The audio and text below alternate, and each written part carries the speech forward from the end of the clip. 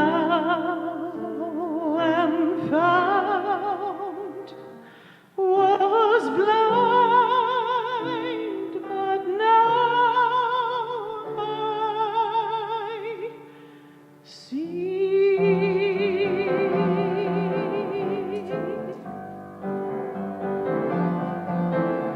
'Twas grace that taught my heart to sing, and grace my fears relieved.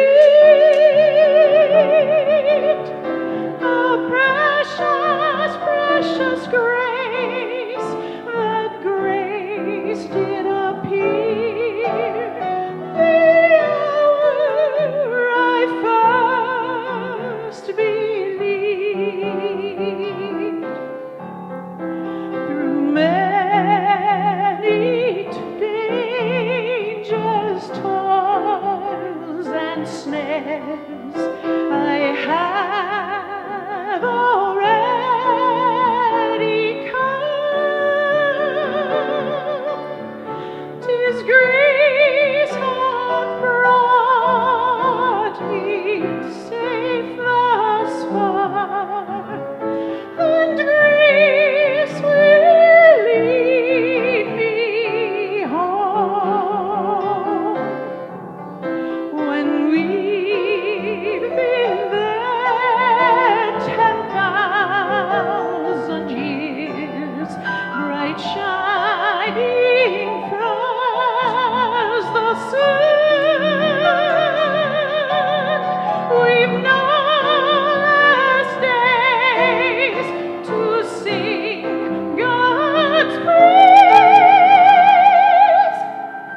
than when we first began.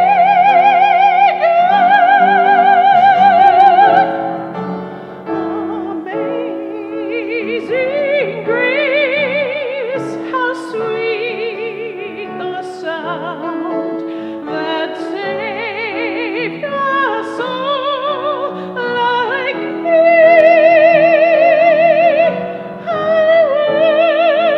once was lost, but now am found, was blind, but now I see.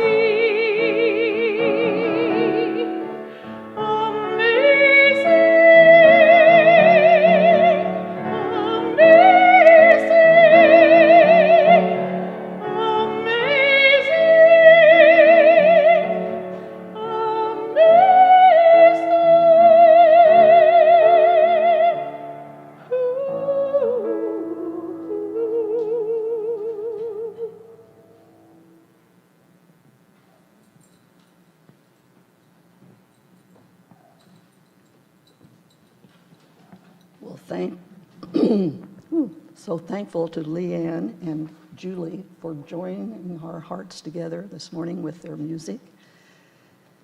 And as we do here at Unity, let's begin in prayer. Dear Creator of all life, we reaffirm our faith in life eternal as we bless our loved one, Mary Ladwig, on her way into her next experience in living.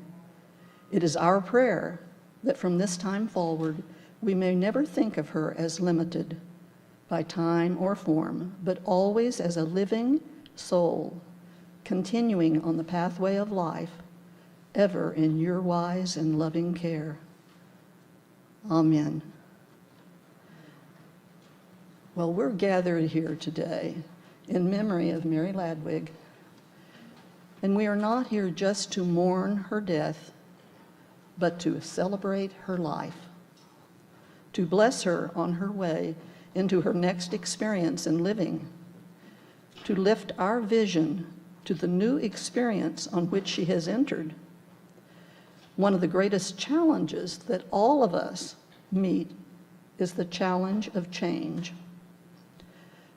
The most mysterious of all challenges is the one we call death. In Job 33:4, we read, The Spirit of God has made me, and the breath of the Almighty gives me life. Life is eternal. It never ceases to exist. What happens when the individual goes through the experience we call death? This is simply the separation of the soul from a particular body. The body is the clothing that the soul has worn for a time. In this process called death, the clothing is discarded, and the soul goes on to its next experience in divine unfoldment. As we lay aside a garment at the end of the day, Mary has laid aside her garment of the flesh. Her soul continues to another sphere of life. Although invisible to us, she continues her soul experience. And to understand, maybe get a different perspective, maybe, on death, and to understand fully this idea, let's explore the poem called The Ship. And that was one of my first experiences with Unity, was a memorial service with the ship. I'm standing on the seashore. A ship at my side spreads her white sails in the morning breeze and starts for the blue ocean.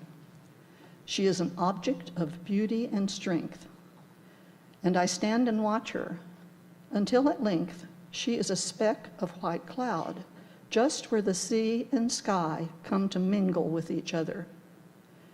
Then someone at my side says, "There, she's gone." Gone where? Gone from sight, that is all.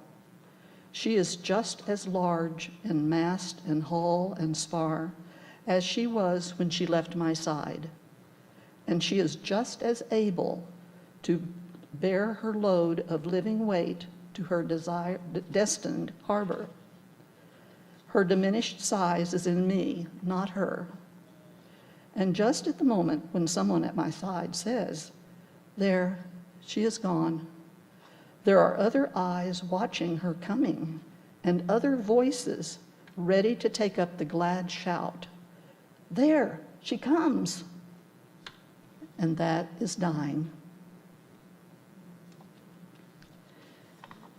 Mary was born January 5th, 1949, to Albert Estling and Marjorie Wanda Sweet.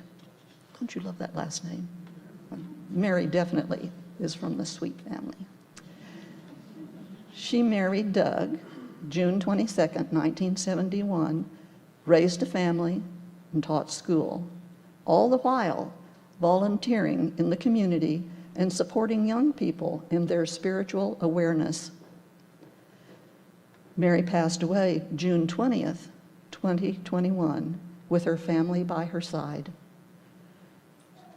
Mary is known in many ways as a daughter, a sister, a wife, a mother, a grandmother, a teacher, an artist, a curriculum writer, seamstress, gardener, and dedicated, versatile volunteer at Unity, as well as a lifelong spiritual explorer. Many of you here will soon be giving voice to the myriad ways she has shined her light in your lives. Mary holds a special place in my heart as my friend, mentor, prayer warrior, way shower, inspiration, and confidant, to name but a few. I could say to her things I would never say to any of you in this room.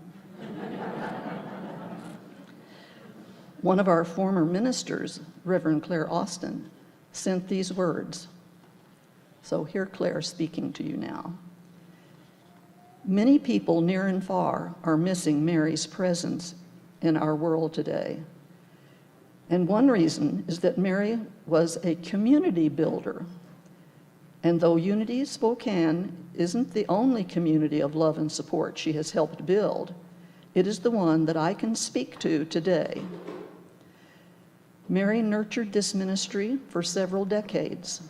She was a member, a leader of its board of trustees, a dedicated advocate for youth and children's ministries, and an ever-present voice for taking every single struggle this center went through into prayer. I will never forget how much Mary's friendship nurtured me and made me a better minister. In a world where we need more community, more support for those who struggle, and more caring and kindness, I hope those of us who knew her benefited from her wisdom and friendship, that we will carry on her legacy wherever we are, wherever people gather. So thank you to Claire.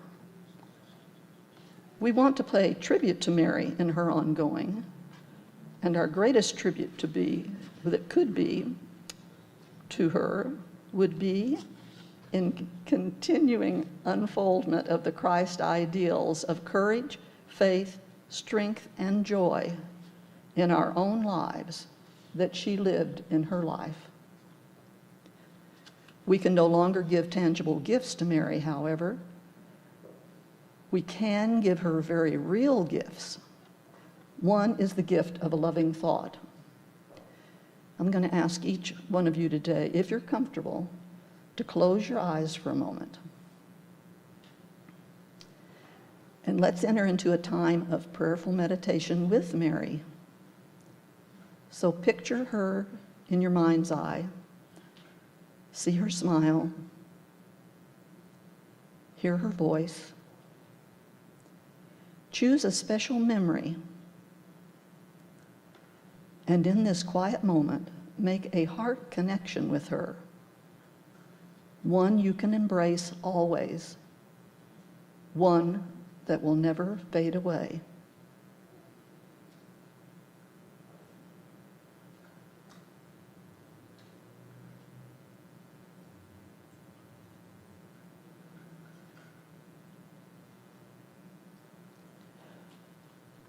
One of the reasons for sadness and grief at a time such as this is that we feel there's nothing more we can do for Mary. We want to express our love and give something in return for the loving gifts of the years. A gift we can give to Mary is our gift of accepting the challenge of living our lives to the best of our understanding and ability. We give her the blessing of our faith in her divine potential and pray for her spiritual progress. Prayer is the language of spirit, unlimited by time and space. And let us speak silently to Mary's spirit, for I believe she is with us here in this time and place.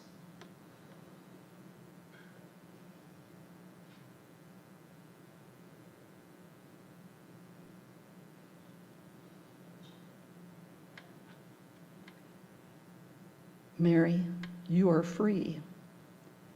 You are whole and perfect.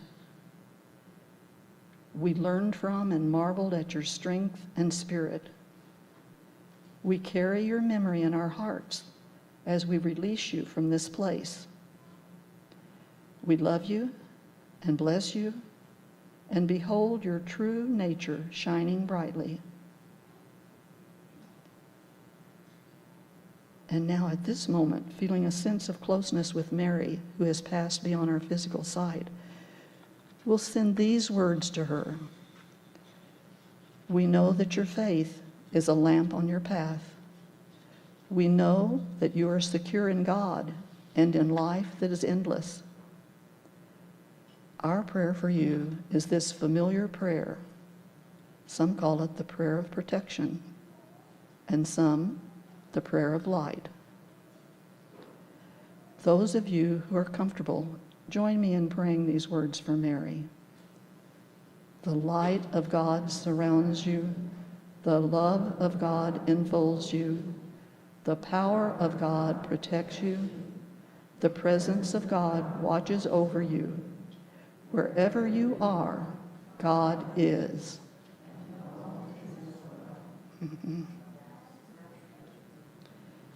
We do not say goodbye to you, Mary, but rather we say, good journey and Godspeed on your way.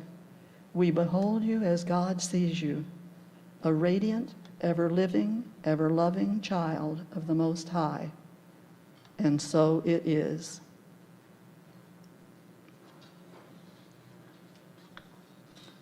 And now is our time to share your stories of Mary. And at this time, we're going to begin with the family members that would like to come up and share. So when you come up, you could either come up here, or if you could come up here and somebody would hand you a microphone if that's more comfortable, or they will, after the family speaks, they will find a place, just kind of hold your hand up or stand, whatever. We have a person on each side that has a microphone that's more portable so that people can access it. So Doug, are you ready to come up and see us?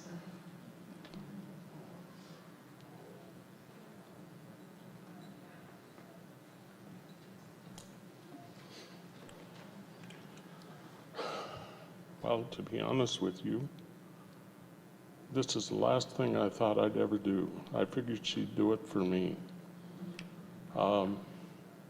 She was my best friend. She was the most extraordinary woman I have ever known. And I love her dearly. I think about her every day. In fact, I walk into the house expecting her to greet me. And a funny thing is she got, after she retired, she started taking watercolor courses. And she always told me that I'm not that good of an artist.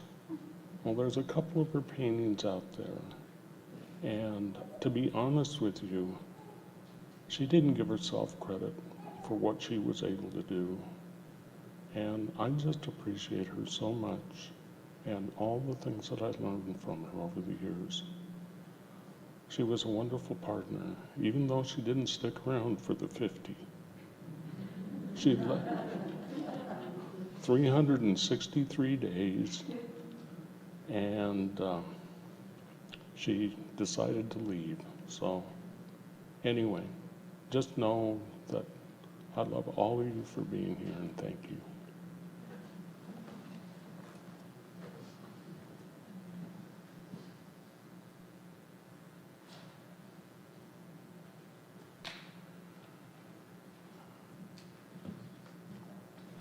Thank you all for being here to honor my mother. It's never going to be easy. She was an amazing mother, and I know many of you experienced, she accepted you as you were. Over the last few months, thinking about her and the mother she had been, I always come to the point when I was in college and I decided I was grown up enough that I didn't need a mother anymore. And I needed a friend. And I remember calling her one time. I didn't want advice, I just wanted to talk. And so I called her up and I said, okay, Mom, this is the deal. I want to talk to you about things, but I want you to listen. I don't want advice. And I could hear her think about this. But she was very willing to take me where I was because she wanted to have that closeness. And I appreciate that. And I know that she did many of that for many of you with the different groups that she was in as well.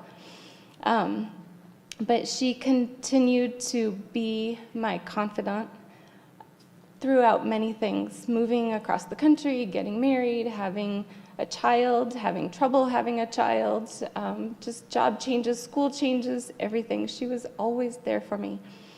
And it's the being able to call her and tell her about my day that I miss sometimes the most. It's I have the conversation in my head of what it would be like if I would call her up and she did answer the phone, the conversation that we would have. But I know that she cherished each one of you, and she cherished this building and all the people that were here. and the impact that they had on all of our lives.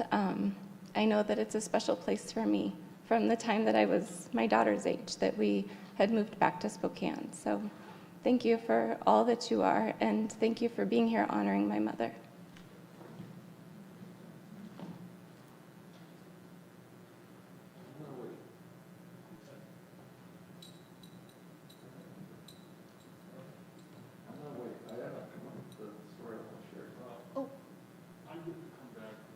Come on back. You go meet on it. I am. So one of the things I did forget, and this is important, I want to acknowledge all of her support that she had during her transition. And she had good company. She had Patricia Yacker. She had Mary True. She had a number of you in this congregation and friends. And I just want you to be aware that I understand and I know and I appreciate every one of you for your time. And I appreciate our family and our extended family. And I wish they were here, but they're not. So just know that I love all of you.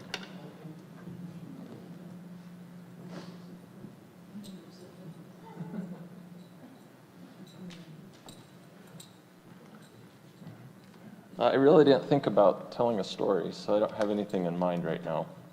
But thank you for coming, and I'm thinking on that. It's good to see all of you. So, Mom was a great person. She taught me a lot, fought with her a lot. But everything's good. So, thank you.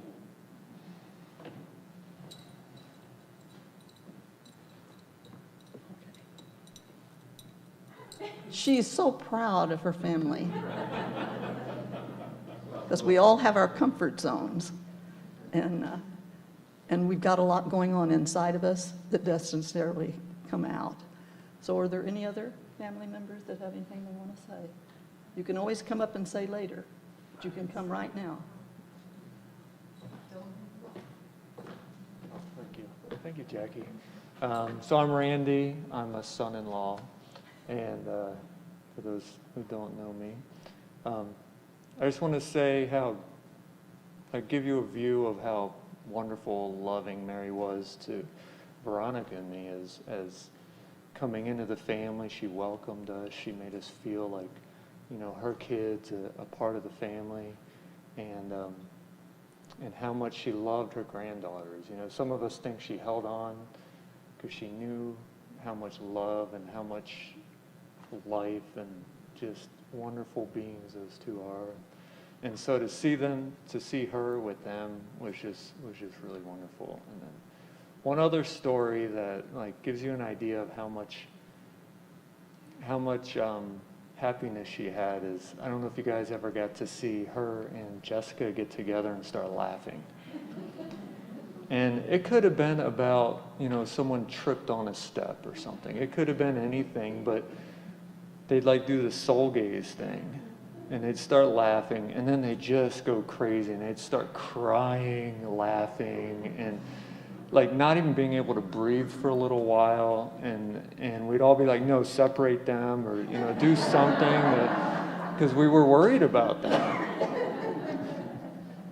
And so I think she passed that part of, you know, happiness on to her daughter. So I appreciate that, and hopefully it'll get passed on to Alita too. I think they're pretty close. So thank you.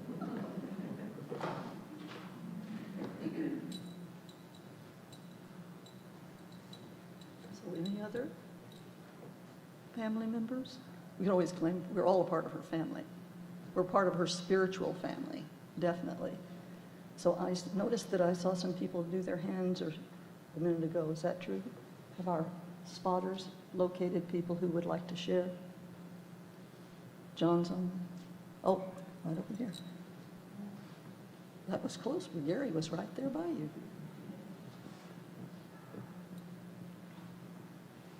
So tell us your name. What's my name? My name is David. I walked into this building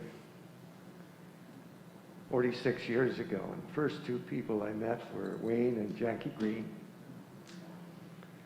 And Wayne told me he was a member of the board, and Jackie was heading up the Youth of Unity at that particular time. And they said, there's someone else we want you to meet. There's a woman that's loitering around the youth education area back there, and I think she's really enthusiastic about our children. And so I was introduced to Mary. And that began a tremendous relationship with her, a friendship, a partnership, and a co-ministry of this particular organization. Later on, Wayne left the board, Jackie left YOU, and then she went off to become a part of the regional YOU for a while. And one day Mary came to me and said, we can't let Jackie go off and do all that stuff on the other side of the state. We need her here. And I said, I agree, so let's see what we can do. And we lured her back to become the director of our youth education program and co-partners with Jackie and all those who have served in that capacity. She was an inspiration to all of us in so many ways. She came up this aisle 497,829 times. Once every Sunday, or maybe even often. Once she came up not with a child, but with a llama. One of our teachers, what was her name? Hilda's husband. Marvin. Marvin was leaving the Sunday school, and Jackie and Mary thought that he should be given a fitting gift. And so they bought him a llama.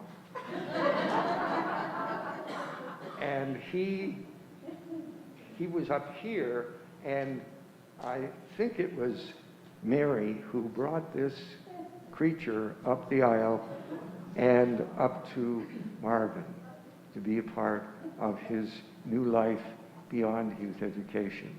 And we were so grateful for that. Never a Sunday went by when Mary did not come up this aisle either carrying a child, dragging a child, or in a childish mood herself. She was the epitome of that individual who takes a child and brings him or her to the front of the line. I think it was Myrtle Fillmore, when she founded We Wisdom magazine, which was a magazine for children, who was asked, who will take care of the children? And her answer ultimately was, I will. And Mary answered back that way too. And so I will always remember her taking care of the children of this church and being a child herself.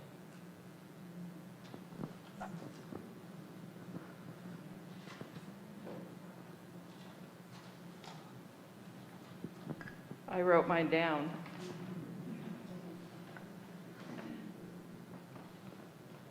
Doug and I met Mary when we moved back to Spokane when our girls were 2 and 4. We wanted to get involved in the church where we were married and where Doug grew up, Unity. She was coordinating the ushers and greeters, and I thought that was a good way to help out. She called us. In that first conversation, we found out that our husbands were both named Doug. We put them in the front row and called it the dugout. We both had just moved back to Spokane, and we both had kids in Sunday school, and she was a master mentor to me at that time. As our families got to know each other, we worked in the Sunday school, planned vacation Bible school.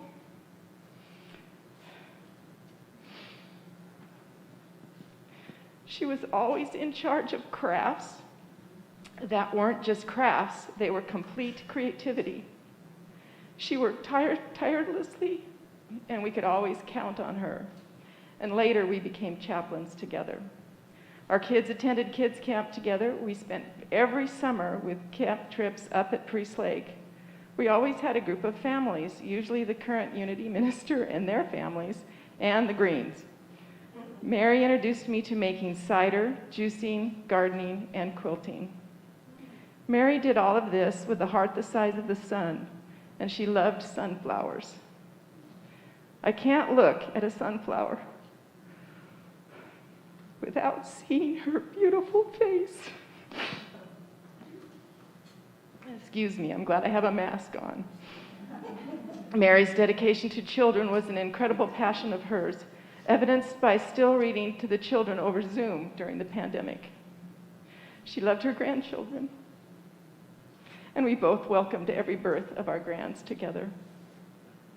On the day she passed, at about exactly the same time, I heard her voice say to me, "Be happy with what you have."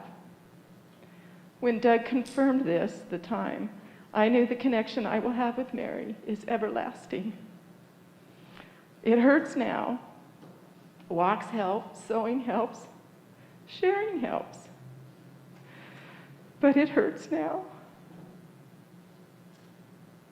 But I know that it will get softer over time. I also know for sure that during the times that our families have spent together, we did enjoy every minute. That's why we did it so much. And we took the advice of our elders, because they always say, enjoy it now, because it doesn't last very long. Jessica, Jeremy, Doug, you have us. You have Doug and I and Priest Lake, and we love you.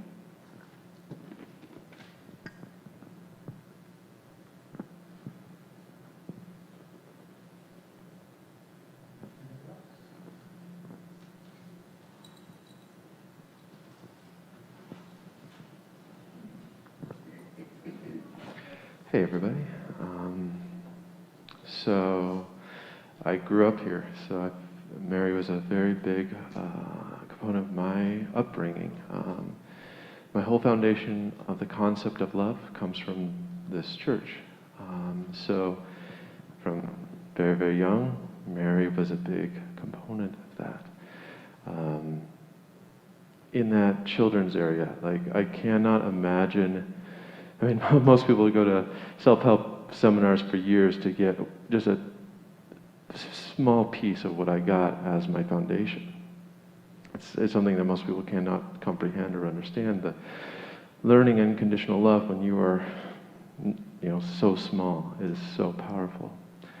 So, yeah, I mean, love, the color red, those two things I've always just like, that's Mary to me.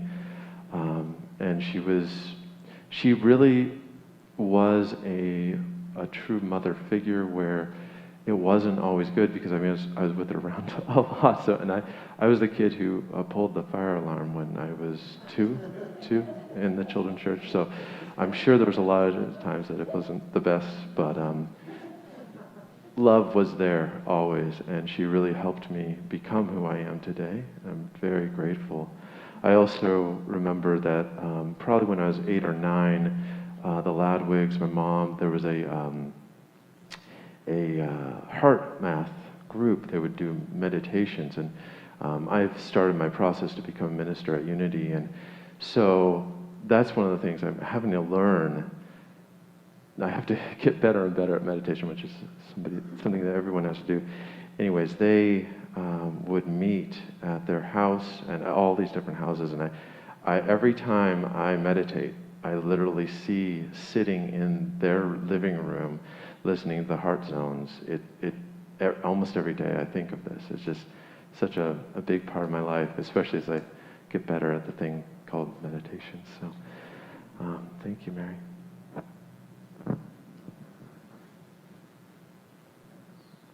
Anybody else?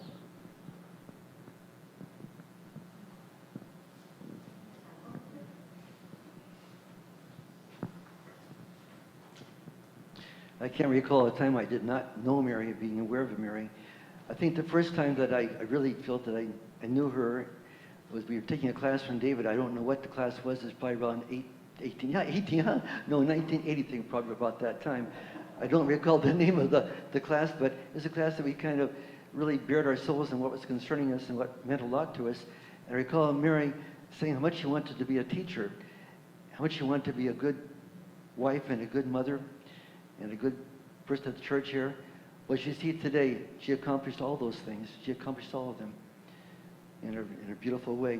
I recall a time that we were both on the board together, and Mary had this idea that was kind of a surprise to all of us on the board.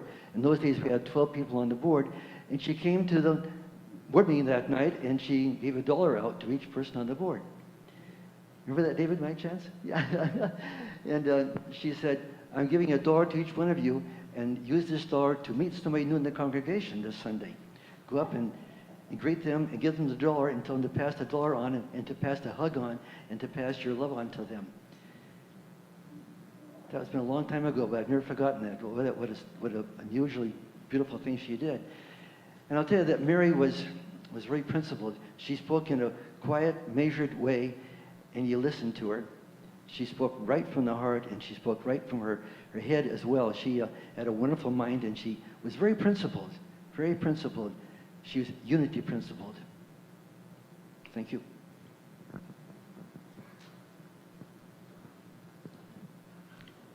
When I first came here, as most of you know, I come from England, Mary made me so welcome, and we had, at that time, individual groups, volunteers, and we did a lot of things, and Mary had wonderful ideas, and she truly was one of the sweetest ladies I have ever known in my life. Okay.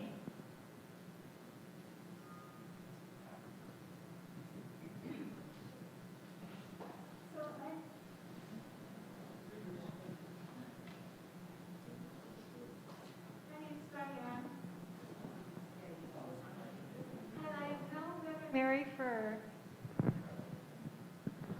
many years, met them more through my parents, spent time flying kites with them up at Horizon and going out to Spirit Lake together. But I really want to talk about an activity that the last 6 years has been a group of us that met once a month. Now we call that In Good Company, and Mary was the center of that. We met on Zoom and on phone, and as things went along, some days she would say, I can't talk tonight, but I just want to listen to you. And we would talk, and she would listen, and you would see her smile, and her smile would light up the room. So to me, that is the gift that I am keeping, is a vision of her with her smile. And then when I would take meals out, when Doug would come and say, she's up to visit you, to go in and just touch her and smile.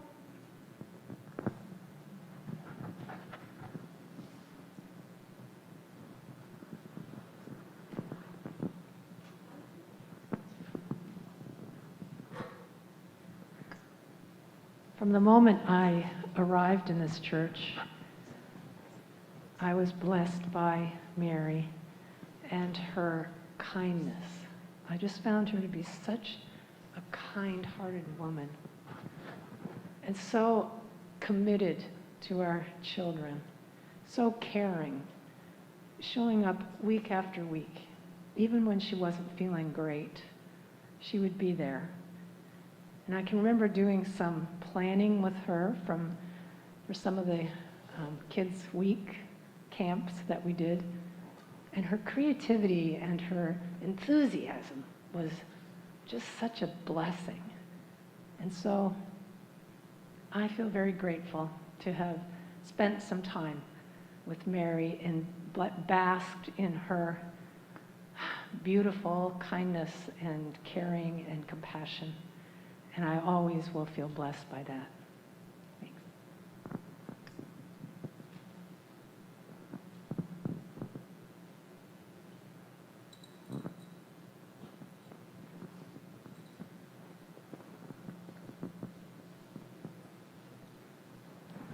I'm looking out here to see if there's any hands held up or people. After the service, the Ladwigs have invited us to stay for refreshments that will be served to us to fit all that. So we can continue to tell stories if we have more that come to mind. So if there's no others, we have some words that will be coming from Julie with some music with Leanne.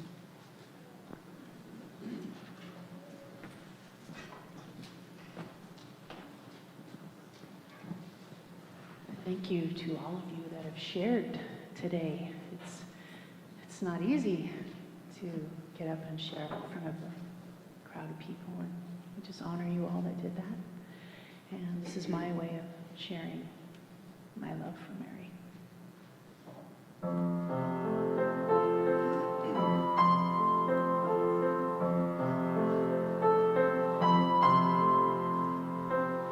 Remember me in the melting snow.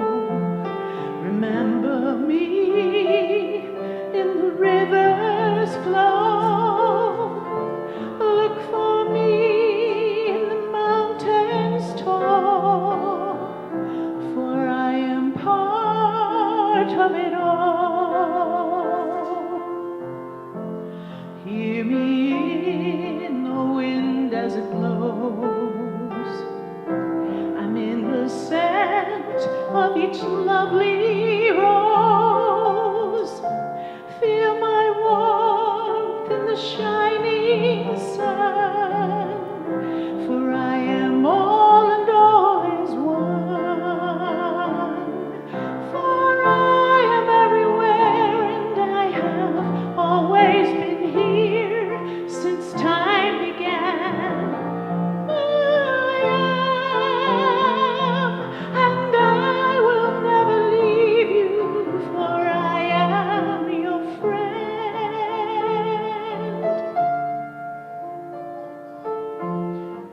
Look inside your heart.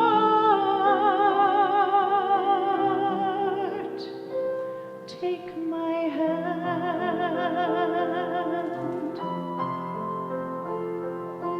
Remember me in a cloud-filled sky. I'm in each tree as it reaches high. I'm in every grain of sand, every raindrop small. Yes, I am part of it all. Look for me in each other's eyes. Hear my voice in a baby's cries. Feel my touch as you help someone, for I am all and all is one. For I am everywhere and I have always been here since time began. I am, and I will never leave you, for I am your friend.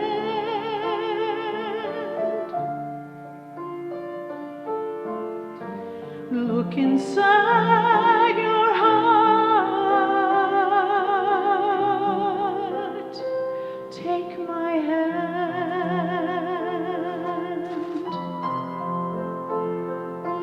Remember me when you can't go on. Think of me when all hope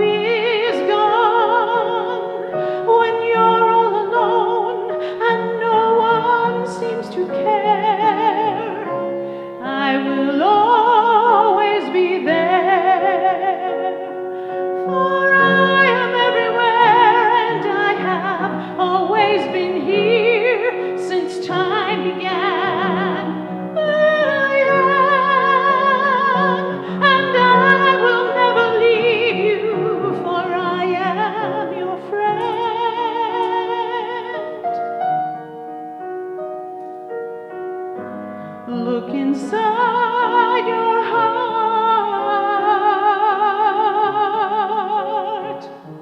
for I am everywhere and I have always been here since time began.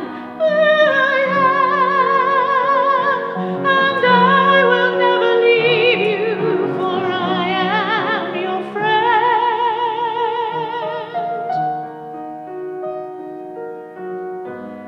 Look inside your heart.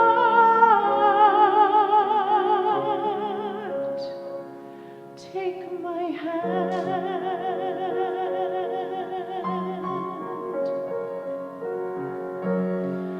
Remember me. Remember me.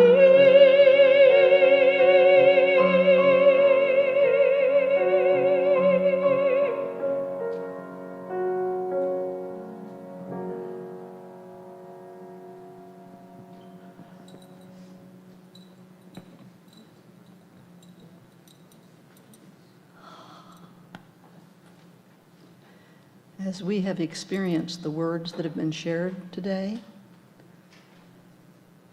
we know that Mary's words for us can be summed up in the words that Jesus spoke, recorded in John 14:27. Peace I leave with you. My peace I give to you. Not as the world gives, do I give to you. Let not your hearts be troubled, neither let them be afraid. For all these words and the gift of eternal life, we say thank you, thank you, thank you. And now, Doug has a gift for us with a slide presentation that Caleb is going to be putting up on the screen for us.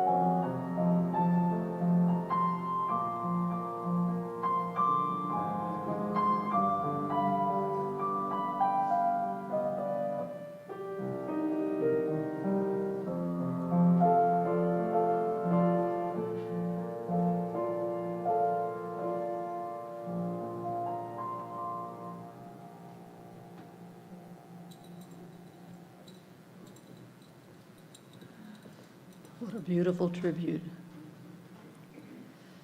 And so now we'll close this time with a prayer.